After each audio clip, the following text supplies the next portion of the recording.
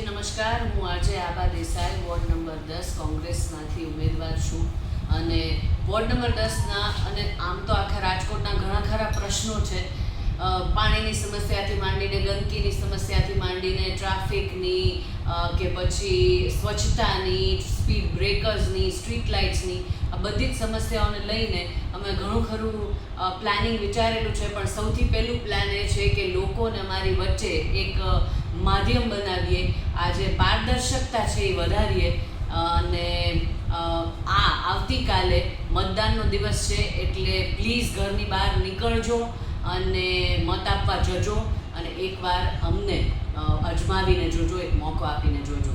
નમસ્તે, હું ભાર્ગવીબા ગોહિલ કોંગ્રેસ પક્ષ તરફથી વોર્ડ નંબર 10ની રાજકોટ મહાનગરપાલિકાની ઉમેદવાર. છેલ્લા 10 દિવસના જનસંપર્ક દરમિયાન લોકોનો જે આક્રોશ છે તો એના માટે તમારે શસ્ત્ર ઉઠાવવાનો સમય આવી ગયો છે.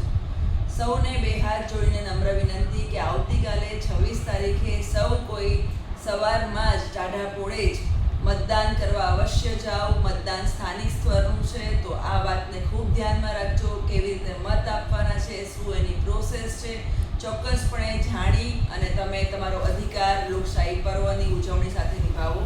અને હા, એકવાર જો ચોક્કસ પરિવર્તન આવશે તો તમને પરિવર્તન આવતા 5 વર્ષમાં દેખાશે. તો તમારે 5 વર્ષની આ સત્તાને અજમાવવા માટે કાલે ચોક્કસથી મતદાન કરવું આવશ્યક છે.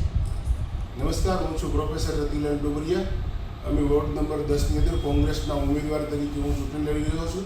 મારી સાથે આબાબેન દેસાઈ, ભાર્ગવીબા ગોહિલ અને ભાવેશભાઈ ચૌહાણ, અમે પેનલની અંદર 4 કેન્ડિડેટ છીએ. બેલેટની અંદર અમારા ક્રમ નંબર છે, આબાબેનનો ક્રમ નંબર છે 2, ભાર્ગવીબા ગોહિલનો ક્રમ નંબર છે 8, ભાવેશભાઈ ચૌહાણનો ક્રમ નંબર છે 11 અને મારો ક્રમ નંબર છે 13. હું આપના માધ્યમથી રાજકોટની વોર્ડ નંબર 10ની જનતાને વિનંતી કરવા માગું છું કે આપ સૌ આવતીકાલે વહેલી સવારે મતદાન કરી અને અમારી ઉપર એકવાર વિશ્વાસ મૂકો. અમે આપ સૌનો રૂબરૂ સંપર્ક કરવાનો પ્રયાસ કર્યો જ છે. આમ છતાં કોઈને રૂબરૂ ના મળી શકાયું હોય તો અમે માફી ચાહીએ છીએ. ભવિષ્યની અંદર પણ અમે આપ સૌને મળતા રહીશું. જે કંઈ પ્રશ્નો છે પાયાના, એ બધા પ્રશ્નોનો અમે નિવેડો લાવવાનો પૂરેપૂરો પ્રયાસ કરશું અને તમે મૂકેલા વિશ્વાસમાં અમે ખરા ઉતરશું એની આથી ખાતરી આપીએ છીએ. બીજું એ ખાસ જણાવવાનું કે રાજકોટની અંદર જે ટ્રાફિકની સમસ્યા છે, 2% જેવો આપણે વાહન વેરો લઈએ છીએ મ્યુનિસિપલ કોર્પોરેશન, પણ શહેરની અંદર કોઈ જગ્યાએ ફ્રી પાર્કિંગની વ્યવસ્થા નથી. તો એ અંગે પણ અમે પ્રાધાન્ય આપશું અને અમે ફ્રી પાર્કિંગ કરવાનો વિચાર કરશું. કોર્પોરેશનના જે ખુલ્લા પ્લોટો પડ્યા છે એમાં જે તે સોસાયટીના રહીશોને માટે જરૂરી એવી ઉપયોગી સેવાઓ સોસાયટીના લોકોને સાથે રાખીને એમની ઈચ્છા મુજબની સગવડો ઊભી કરવાનો પ્રયાસ કરશે. એક વખત વિશ્વાસ મૂકી સમગ્ર કોંગ્રેસને રાજકોટ શહેરની અંદર 72 સીટમાં આપ સૌ બધા રાજકોટવાસીઓ મત આપી અને જંગી બહુમતી આપી અને રાજકોટ મ્યુનિસિપલ કોર્પોરેશનમાં સત્તા સોંપશો તો અમે આપી મૂકેલા વિશ્વાસમાં ખરા ઉતરશું એવી આપ સૌને હું ખાતરી આપું છું. ધન્યવાદ.